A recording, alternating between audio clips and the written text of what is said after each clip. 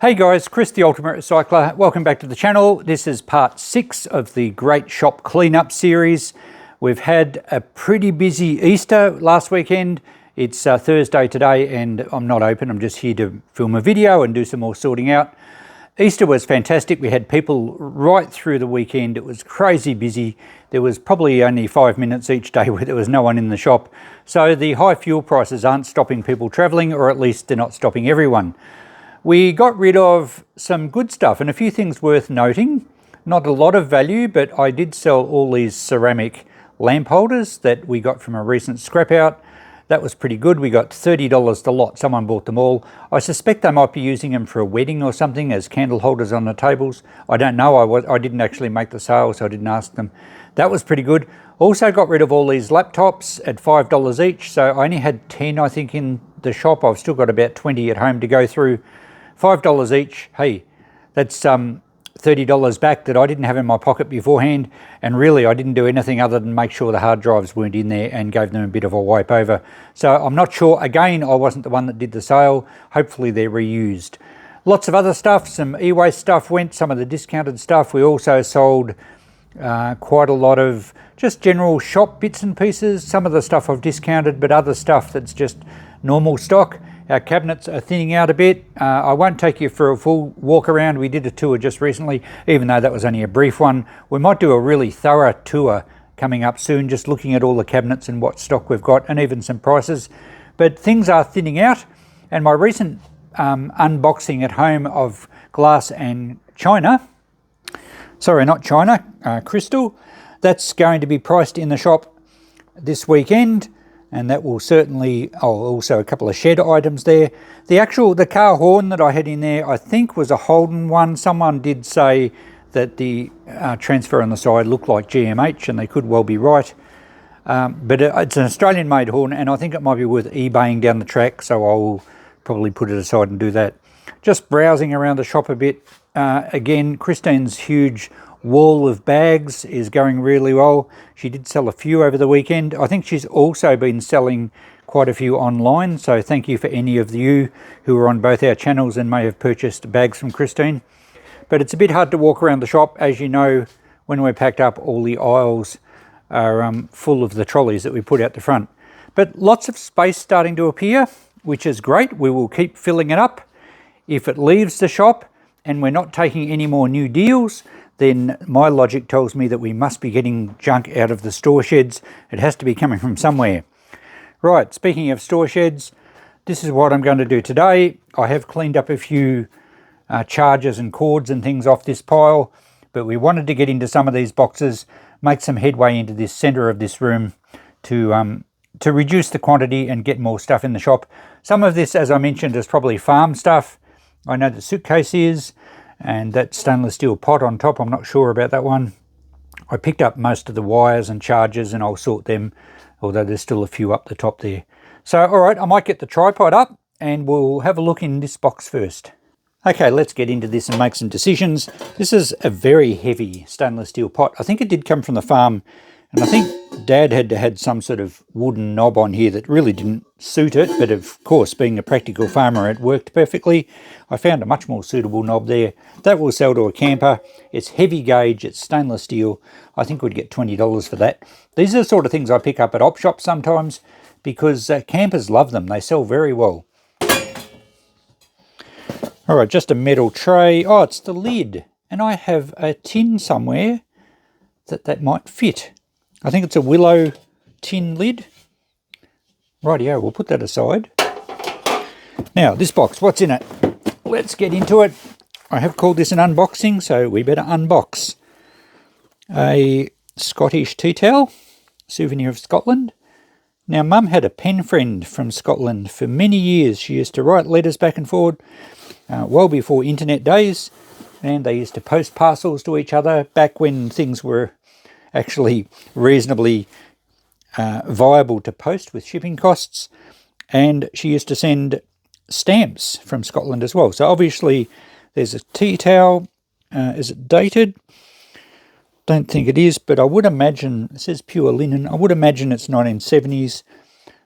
So that's all right, that'll sell. Surely we must have some Scottish shop customers at some stage.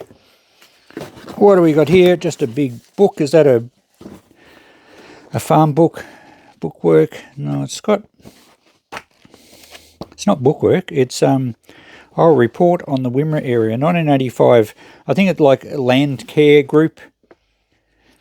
Interesting. That might have some value. It's obviously Mum's marked it with various notes or bookmarks. Okay, this is from the farm. We had a UHF radio that will certainly sell, Uniden, and the proper electrophone. Oh, okay. I think we used to have electrophone UHF radios and then went to Uniden, but that's a good regulated power supply, especially for a two-way radio. They will sell fine. The other thing in here is a phone and fax machine, and this was the farm phone and fax. It's a bit outdated now. I think we'll probably scrap that one. I can't see it being worth much money. It's a Brother. It's quite dirty. So I will check that out just to make sure they're not worth anything, but I'll probably just scrap that one. And the rest of this box just has the phone line cords and everything, so probably scrap all that, but that's good. That gets rid of one box pretty quickly. Okay, oops, I nearly dropped something. Oh, this is just some insulated sleeving that I tend to save when I'm scrapping things. Most people, in fact, I would suggest everyone else on the planet except myself would throw it in the bin. But believe it or not, I've actually sold this. I either put in jars or a tub like that. I'll put $5 on that. Someone will buy it, even though you could probably buy the stuff brand new for way less than that. It's half the time it's a matter of convenience. So we'll put that in the shop. I've got a bit more to add to that. Suitcase. All right, I'm not leaving home. Lace curtains, old linen. All right, that's what the tag says. I'm pretty sure that's what will be in it. Let's have a look. Yep. Curtain, lace, and bags of linen. Well, fabric, old pillowcases, tea towels, etc. Well, the tea towels will sell if they're souvenir ones. We best go through that. Christine may use some of the fabric. I don't know if the lace curtains are going to have much value. So they will be certainly second-hand ones. They would have been hanging up for a long time before they were put in a bag. I'll check with Christine. I'll make sure Mum doesn't want them back. And this one has sheets and tablecloths. All right, so I'll have to check on those ones. But the suitcase itself looks like a sort of a 60s, maybe 70s era suitcase. I think that will sell. We won't get a lot for it, maybe just $10, but that will make a fair bit of space pretty quickly. All right, what's down here? We have laptops. These are from when I was next door, part of my scrap haul. Now, I don't know, looks like that one's broken on the hinge. It's a Dell. I don't know if they're going to have any value as laptops. They're all going to be quite old. That one's missing a key. I think probably what I'll do is just make sure the hard drive is out of them, and I'll probably just sell all these to e-waste bin if you're still taking them. Only $1 a kilo or something. But I've probably got 100 kilos of laptops stashed around, so that'll more than cover my fuel down there, even with fuel being as expensive as it is. This one, actually, I had a note that says scrap, no hard drive or RAM, so I might pull a RAM out of them as well. It's easy to access, and we'll just scrap the rest. So I will have to research them just to make sure there's nothing sought after. That's an older IBM ThinkPad. It's a bit sticky. So, yeah, I don't know. How long do you keep them? It might be collectible. It might be in 5 years. I don't want to stack laptops up just on the basis that they might be collectible. It weighs a fair bit, that one, probably a couple of kilos. All right, I'll have to check all those, but most likely I'm going to be doing a load to e-waste bin, or maybe even putting a huge bulk pile on eBay and take what I get. At least I'll get something that way. That's a Compaq. All right, I know I've got another pile down the other aisle down there, so I'll move those aside and we'll check those when I get a moment. Okay, a bit further in, we have another laptop up here. It's a HP with the charger. Looks a bit more modern. So maybe if I can reformat it, it might sell. I really want to be careful of how much time I put into these, because you can waste a lot of time. If you're starting to reformat them, they take a while to do. You end up sitting there watching, and it wastes a lot of time. So I'll check that out. It might be scrap as well. Or I could just sell a collection of, say, HP laptops and a collection of Aces and see how we go on eBay or even Facebook Marketplace. This Bourne is I think it's a set-top box. Yeah, it's got a hard drive in it, twin HD tuner. I'll check that out because I often run older TVs through these things in the shop and they sell quite well, and the boxes sell. So we'll give that one a test. I'll take it home, I think, and do that. A Telstra smart modem. I get a lot of these. I was selling them at $20 at one stage. This one looks complete. Alright, I might just put 10 on it, boxed. See how we go. If I can't sell it, I'll scrap it, but not sure if it's a bit of an outdated model, but someone still might have a use for it. A Wi-Fi hub. I'll check it out again, but it's probably, I'm assuming that's what it is. Looks like it's new in box. Yeah, it would be. Look, it'll either be sold cheap through the shop, or I'll just scrap it, and the box, I might even use the box as an eBay postage box. They're quite good boxes. So either way, it will be recycled. You do get a pretty good mid-grade board out of them if you're scrapping them, but I'd rather sell it complete. All right, I have some, what have I got here? There's another power cord. Some details on when I bought my van. Photo album, has it got it has got photos in it. Oh, they're postcards. Now, I'm not sure, only one page of them. Not sure where they came from. Postcards do sell alright through the shop. These are more 70s scenes, Australian scenes. That's a much older one. That one looks more 60s. Don't know where it is, probably Melbourne or Sydney. Look, don't think there's much value. I do have some loose postcards, so maybe this album might be handy to put them in to sell them. Yeah, I think I will use that. Good. And under here, is that just a spare clipboard? Yes. And my tax returns. You don't want to look at my tax returns. Alright, so old bookwork. I can throw out anything. In Australia, I think anything older than 7 years as far as businesses go, or I think it's 5 years for personal. You only have to keep records for that long. A milk crate with shed bits in it. What's in this old box? It's a very old box. Oh, okay. I have no idea where this came from. That looks like it's got brass rods that screw together. Maybe a gun cleaner. There's an old radio knob. It has a bit of a smell like it's cleaning stuff. Not sure what that was. Don't know what that is. It's tablets. A little oil can of some sort. It's a shame there's no branding on that. And string. Bit of a mixed bag in that. And fishing weights. Lead weights.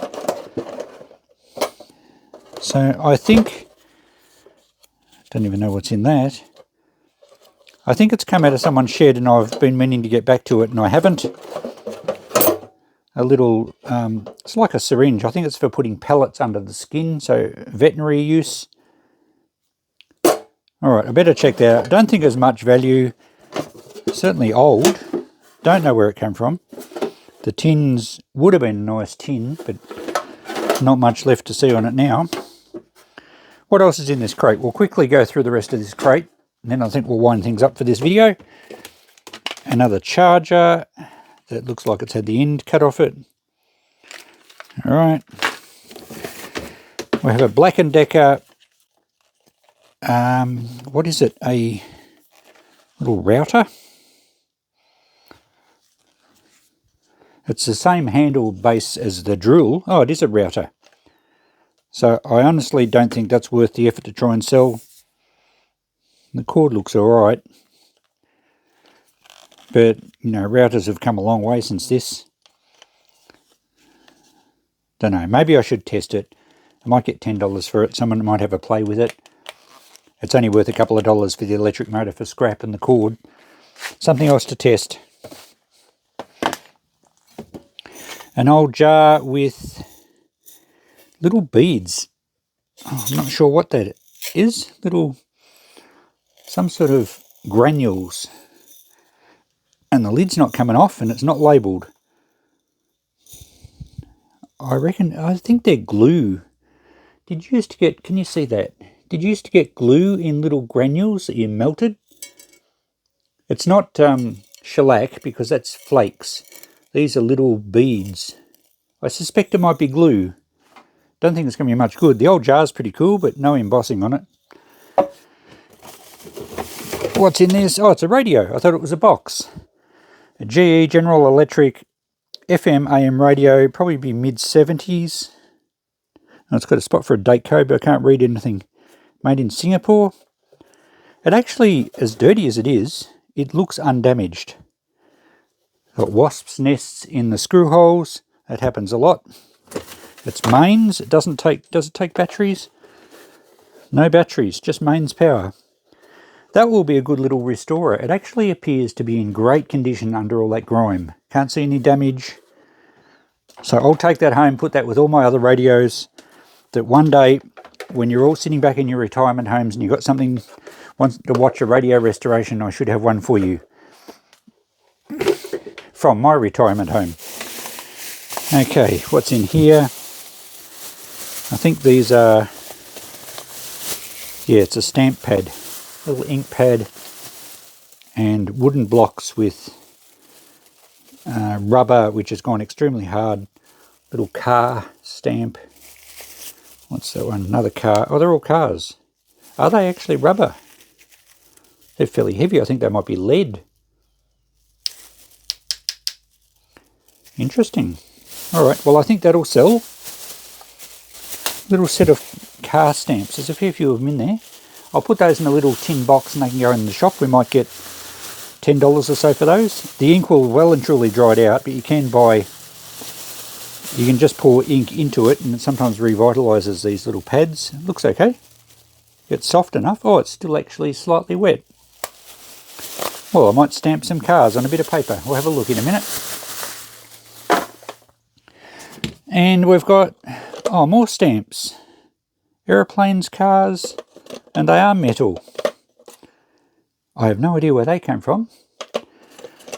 They should sell quite well. And some leather carving tools and a whole heap of pencils. No idea where that came from. Little carving set. Yeah, I like these stamps.